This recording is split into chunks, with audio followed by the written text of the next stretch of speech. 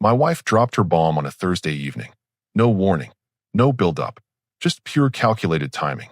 She stood there in our living room, hands on her hips, with that look she gets when she thinks she's about to teach me a lesson.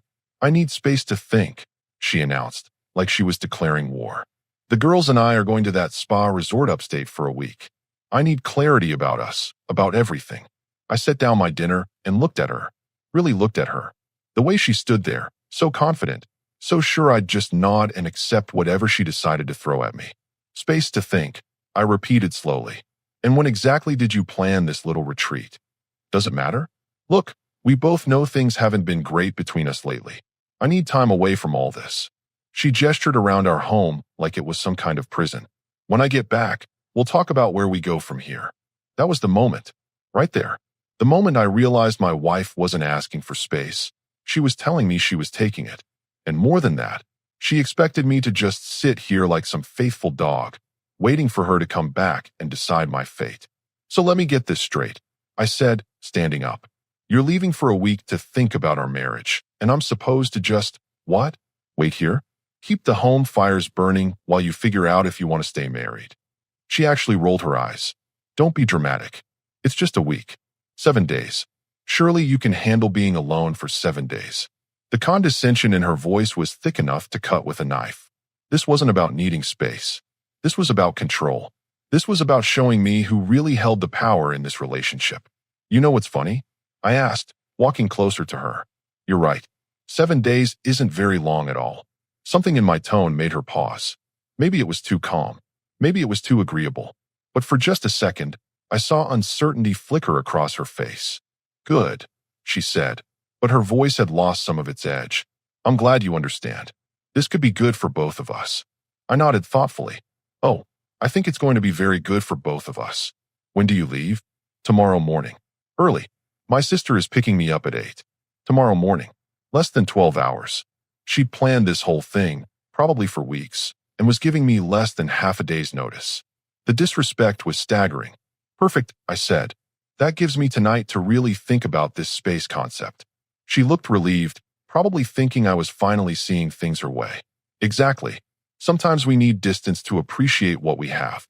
As she walked past me toward the stairs, I called out, "Hey, one quick question." She turned back. "What? This space you need, is it just from me, or from everything? Like joint accounts, shared responsibilities, all that messy married stuff?" Her forehead wrinkled slightly. "What do you mean?" "Nothing major. Just wondering how much space you really need. But don't worry about it. Go pack. Big decisions require proper luggage." That night, as she bustled around upstairs, pulling clothes from our closet and chattering excitedly on the phone with her sisters about their girls' week, I sat in my home office. Our home office. And I started making my own plans. Because she was absolutely right about one thing. Sometimes we do need distance to appreciate what we have. And sometimes we need distance to realize what we don't want to keep. 7 days. She thought 7 days would teach me a lesson about missing her, about needing her, about being grateful for whatever scraps of attention she decided to throw my way when she got back. But 7 days works both ways. 7 days is enough time for a lot of things. Enough time to think clearly. Enough time to make decisions. Enough time to find your own space. As I listened to her upstairs, humming while she packed for her enlightening retreat, I couldn't help but smile. She had no idea that her little power play was about to backfire in ways she couldn't even imagine. Space to think. What a brilliant idea. Friday morning came with the sound of car doors slamming and muffled goodbyes. I watched from the kitchen window as she loaded her oversized suitcase into her sister's SUV. "A week at a spa," she'd said. That suitcase could have held clothes for a month. After they drove away, the house felt different. Not empty, liberated. Like I could finally breathe without someone constantly monitoring my oxygen intake. I gave it exactly 1 hour before I started making calls. First call was to my buddy from college who'd gone into family law. We'd kept in touch over the years, mostly fantasy football trash talk, but I knew he was good at what he did. Well, he said when I explained the situation. "The old I need space routine. Let me guess. She picked the timing, the duration, and expects you to just wait around." Pretty much. Classic power move. Here's the thing though, space works both ways. While she's off finding herself at some overpriced resort, You're completely free to find yourself too. Legally speaking, of course. He walked me through my options. Joint accounts, shared assets, what I could and couldn't do while she was gone. The conversation was enlightening in ways I hadn't expected. Document everything, he advised. Financial records, communications, any evidence of, well, anything that might be relevant later. You'd be surprised what people leave lying around when they think they're in control. After we hung up, I started looking. Really looking. Not snooping. Just paying attention to things I'd been too trusting to notice before. Our shared tablet was still logged into her social media accounts. Funny how someone who needs space to think had been planning girls' trips and posting about exciting changes for the past 3 weeks. The messages with her sisters were particularly interesting. Finally doing it, one read. About time you put him in his place. Another gem. A week away will show him how much he needs you. Men are so predictable. But the real prize was buried in her messages with someone I didn't recognize. Someone whose contact info was saved under a woman's name, but whose profile picture clearly showed a man. Can't wait to see you at the resort, the last message read. This week is going to change everything. I screenshot everything. Not out of anger. Anger makes you sloppy. Out of clarity. Pure, crystalline clarity about exactly what kind of space my wife was really looking for. Next, I called the bank. Funny thing about joint accounts, either party can make changes. I didn't close anything, didn't steal anything, but I did transfer my direct deposits to a new individual account. My money, my choice where it goes. Then I called our credit card companies. Again, perfectly legal when you're an authorized user. I simply removed myself from the accounts. If she wanted space for me, she could have space for my credit backing her purchases too.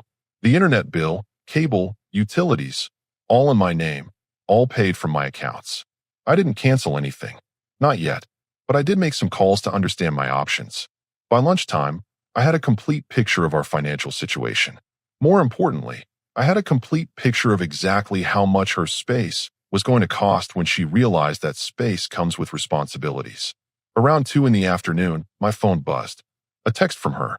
Hope you're not moping around the house. Spa is amazing. Really gives you perspective on what matters. Miss you.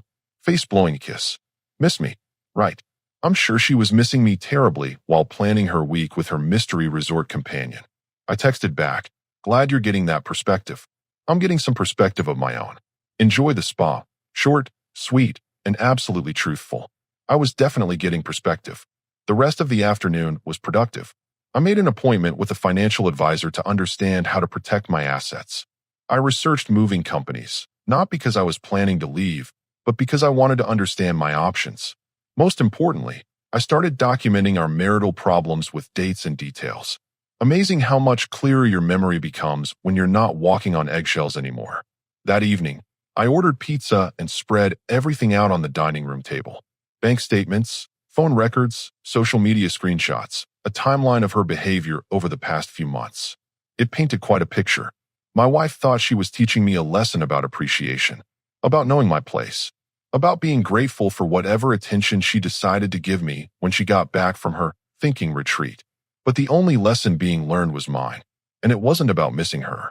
It was about realizing how much better life could be when you stop accepting disrespect disguised as marriage. 6 more days. She had 6 more days to enjoy her space and her perspective and her mystery resort companion. 6 more days to plan whatever speech she was going to give me about our relationship when she got back. But 6 days was also enough time for me to finish getting my own perspective. And my perspective was becoming very, very clear. Space to think, indeed. Saturday morning, I woke up with absolute clarity. The kind of clarity that comes when you stop making excuses for someone else's behavior and start taking action. I made coffee, sat at the kitchen table with my laptop, and started making the calls that would change everything. First call was to my brother. He'd been through his own divorce 3 years ago and had landed on his feet with a nice house and a spare bedroom. When I explained the situation, he didn't hesitate. You can stay here as long as you need, he said. Matter of fact, I've been telling you for months that you deserve better. About time you listened. Second call was to a moving company. Not just any moving company, one that specialized in quick, discreet relocations. The kind of service people use when they need to move fast and move completely. We can have a truck there Monday morning, the coordinator told me. How much are we moving? I looked around the house. really looked at it. Most of the furniture we'd bought together, but my personal items, my clothes, my office equipment, my tools, that was all mine. My contributions to this house went far beyond furniture anyway. Everything that belongs to me. I said, I'll have a list ready. Third call was back to my lawyer friend. I needed to understand exactly what I could and couldn't take and how to do this properly. As long as it's yours, you can take it, he confirmed. Clothes, personal items, anything you owned before marriage, anything gifted specifically to you. Just document everything with photos and receipts where possible. The rest of Saturday was inventory day. I went through every room, every closet, every drawer, making lists and taking pictures. My computer, my books, my gym equipment, my tools, my clothes, my personal documents. Years of my life, itemized and cataloged. In the process, I found more interesting things. Like the credit card statements she'd hidden showing charges to expensive restaurants on days when she'd told me she was working late. Or the receipt for lingerie I'd never seen her wear, purchased 2 weeks ago. Each discovery was another confirmation that I was making the right choice. Sunday brought more revelations. While organizing my home office, I found our insurance policies. Turned out I was the primary beneficiary on everything, and more importantly, I was the policy holder on our homeowner's insurance. That led to a very educational conversation with our insurance agent about what happens when policy holders relocate. Apparently, there are quite a few steps involved in transferring coverage. Steps that require proper notice and documentation. I also discovered that our mortgage was solely in my name. She'd never been added because her credit wasn't good enough when we bought the house. I'd forgotten that detail over the years, but the paperwork didn't lie. The more I learned about our actual legal and financial situation, the more I realized how much power I'd been giving away unnecessarily. This wasn't just her house that I was lucky to live in. This was my house that I'd been graciously sharing. Sunday afternoon, my phone rang. Her sister's number. "Hey stranger," came my wife's voice, artificially cheerful. "Just wanted to check in. How's your weekend going?" "Productive," I said. "Very productive. How's the spa?" "Oh, it's wonderful. So relaxing. Really helping me think about what I want." "That's great. I've been doing some thinking too." A pause. "Oh, about what?" "About space. About what we both really need. About how sometimes change is exactly what a situation requires." Another pause, longer this time. "That sounds positive." "It is positive. Very positive. I think this week apart is going to be exactly what we both needed." "Good," she said, but she sounded less certain than before. "I'm glad you're being so mature about this." Mature.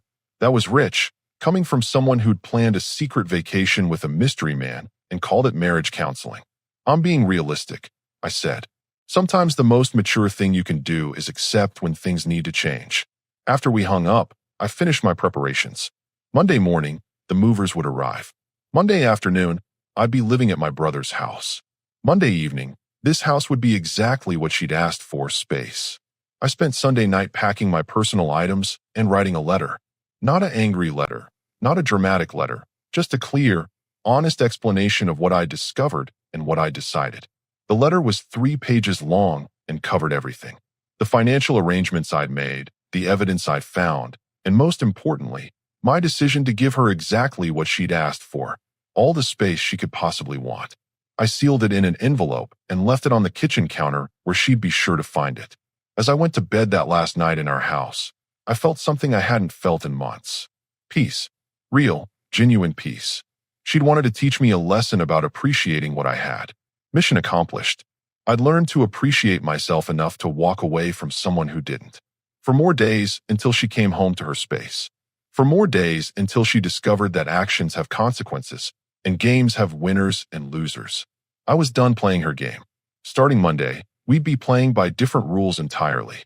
Monday morning came with the rumble of a moving truck pulling into my driveway at exactly 8 a.m.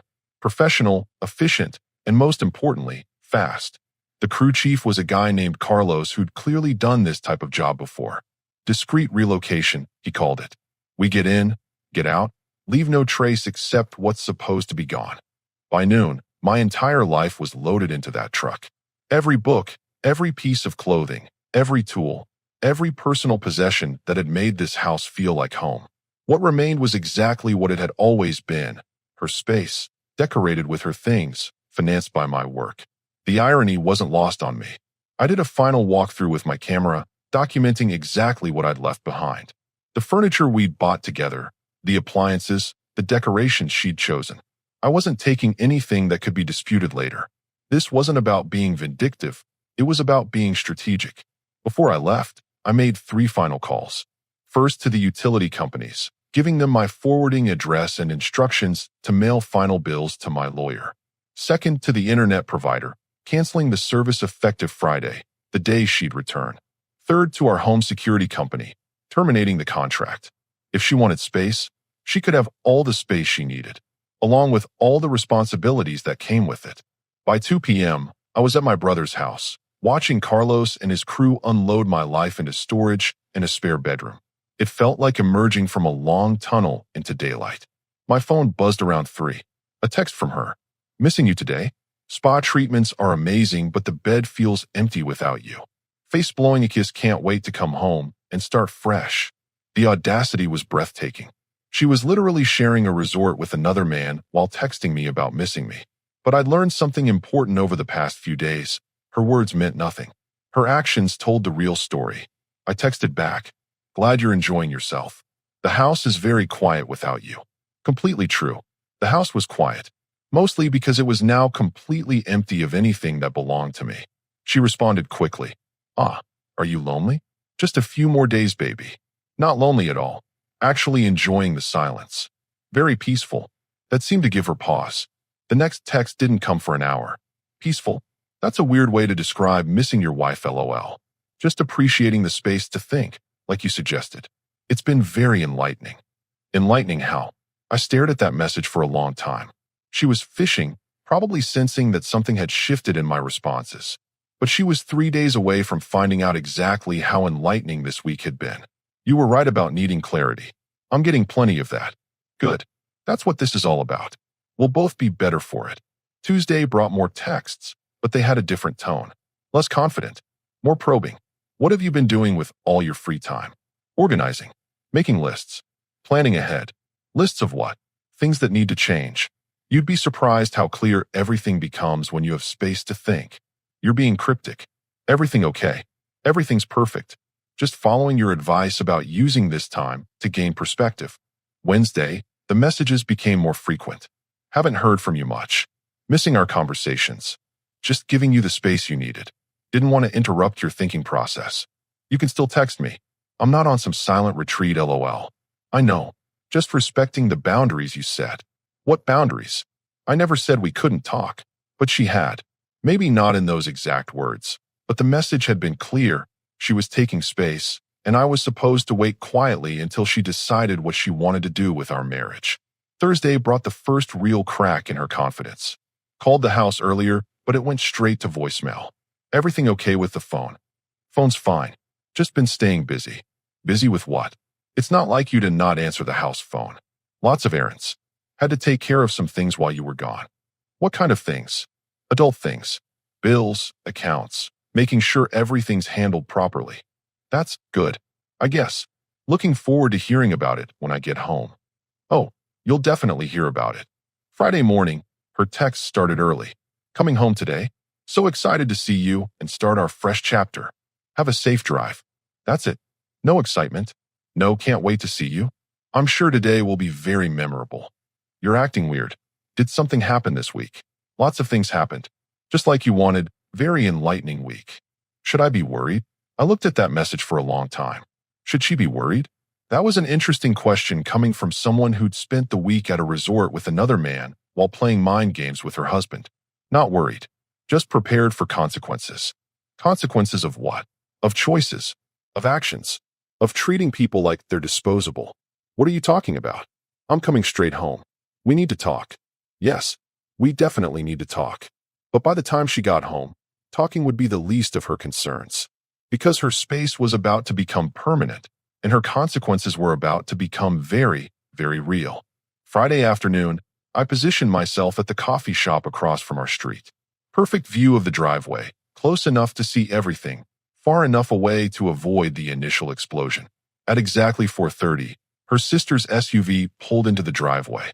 I watched my wife climb out, looking refreshed and confident. She'd probably spent the drive home planning her big speech about what she'd realized during her week away. She grabbed her oversized suitcase and walked to the front door like she owned the world. Key in the lock, doors swinging open, and then, even from across the street, I could see her freeze in the doorway. The house wasn't destroyed. It wasn't vandalized. It was just empty. Empty of everything that had made it ours instead of just hers. Empty of me. She disappeared inside for about 10 minutes. I imagined her walking through room after room, seeing the gaps where my things used to be. My office empty. Our bedroom, half the closet bare. The garage, my tools gone, my workbench gone, my car gone. When she came back outside, she had her phone pressed to her ear. Even at this distance, I could see the panic in her body language. My phone buzzed. "Where are you?" I let it ring, then ring again. On the third call, I answered. "Hey, how was the drive back? Where are you? Where are your things? What did you do?" "I'm getting coffee. My things are where they belong." And I did exactly what you suggested. I used the week to gain clarity. This isn't funny. Get home right now. I am home. This is where I live now. You have that house all to yourself, just like you wanted. Silence. Then, you moved out. I found my own space. Isn't that what this week was about? Both of us figuring out what we really want. That's not. I never said, you can't just leave. Actually, I can. Turns out that's one of the beautiful things about space. It goes both ways. I could hear her breathing heavy on the other end. This is insane. Come home. We need to talk about this like adults. We did talk about it. You talked about needing space, and I listened. You talked about gaining perspective, and I gained some. You talked about taking time to think about what you wanted, and I thought about what I wanted too. What about our marriage? What about it? You spent the week with another man at a resort while telling me you needed space to think about us. I spent the week thinking about whether I wanted to be married to someone who thinks that's acceptable behavior. Another silence. Longer this time. What are you talking about? I'm talking about the messages on our shared tablet. The ones to your friend about how this week was going to change everything. The restaurant charges on days you said you were working late. The credit card bill for lingerie I never saw. Should I continue? You went through my private things. I went through our shared devices and accounts. Amazing what you find when you actually pay attention instead of just trusting blindly. I could hear her starting to cry. Not the sad kind of crying. The angry, frustrated kind when someone realizes their game is over. You're being cruel. I made a mistake, but we can work through this. I'm being realistic. And you didn't make a mistake. You made a series of calculated choices. The mistake was mine, thinking I had to accept disrespect just because we were married. So that's it. You're just giving up on us. I'm not giving up on anything. I'm choosing self-respect over convenience. I'm choosing dignity over desperation. I'm choosing to stop accepting crumbs and calling it a feast. She was quiet for a long moment. When she spoke again, her voice had changed. Harder. More calculating. Fine. You want to play hardball? We'll see how you feel when you're paying alimony and half of everything you've worked for. Already talked to a lawyer. Turns out adultery affects those calculations quite a bit. Also turns out that when the house is in my name and the accounts are in my name, things get complicated for the person who decided to take unauthorized vacations with unauthorized companions. You bastard. You planned this whole thing. I responded to your plan. You wanted to teach me a lesson about knowing my place and being grateful for whatever attention you decided to give me. Lesson learned. I learned I deserved better. Through the coffee shop window, I could see her pacing in our driveway, phone still pressed to her ear. I'm not letting you destroy our life over one stupid trip. You already destroyed it. I'm just refusing to pretend otherwise anymore. But hey, look on the bright side. You got exactly what you asked for. All the space you could possibly want. This isn't over. Yes, it is. The divorce papers will be served Monday morning, along with the documentation of everything I found this week. Your space is now permanent. I hung up and watched her throw her phone at the ground. Then she kicked her suitcase. Then she sat down on the front steps and put her head in her hands. Part of me felt sorry for her, but that part was small and getting smaller. She'd gambled our marriage on a power play and lost. She'd thought she could manipulate me into begging for her to come back, into accepting whatever crumbs she decided to throw my way. Instead, she'd come home to find exactly what she'd asked for, space. All the space in the world, along with all the responsibilities, all the bills, and all the consequences of her choices. I finished my coffee and drove to my brother's house. Tomorrow would bring lawyers and paperwork and the formal end of our marriage. But tonight, for the first time in months, I was going to sleep peacefully. She'd wanted to teach me about appreciation. Mission accomplished. I'd learned to appreciate myself enough to walk away from someone who didn't. The weekend was a masterclass in desperation. My phone buzzed constantly, calls, texts, voicemails that ranged from apologetic to furious to bargaining and back to furious again. Saturday morning, please come home. We can fix this.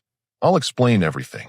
Saturday afternoon, you're destroying our family over nothing. This is insane. Saturday night, I love you. I made a terrible mistake.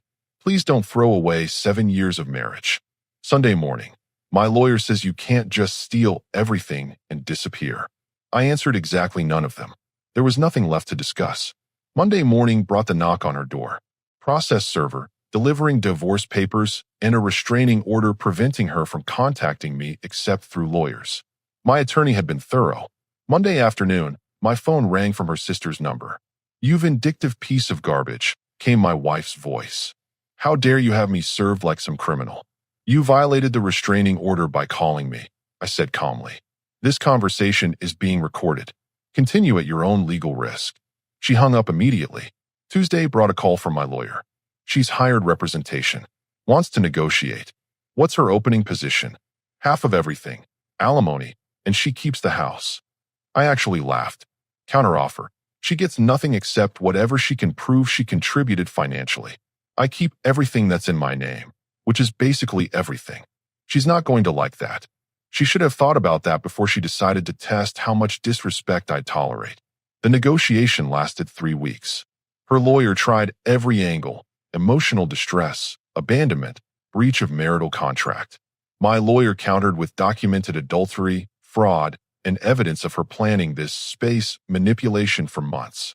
The text messages were particularly damaging. Planning a week away with another man while telling me it was about thinking about our marriage didn't play well in family court. In the end, she got exactly what she'd contributed to our marriage, which turned out to be remarkably little. No alimony, no claim to my house, no access to accounts she'd never funded. She walked away with her personal belongings, her car payment, and a hard lesson about consequences. 3 months later, I was officially divorced and living in my house again. Not our house, my house. The difference was more than just legal. I kept the furniture we'd bought together, but everything else changed. New paint, new arrangement, new energy. It felt like waking up from a long, exhausting dream. My brother stopped by one evening about 6 months after everything was finalized. "How are you doing with all this?" he asked. "Honestly, better than I've been in years." "Any regrets?" I thought about that. Only one. I regret not doing it sooner.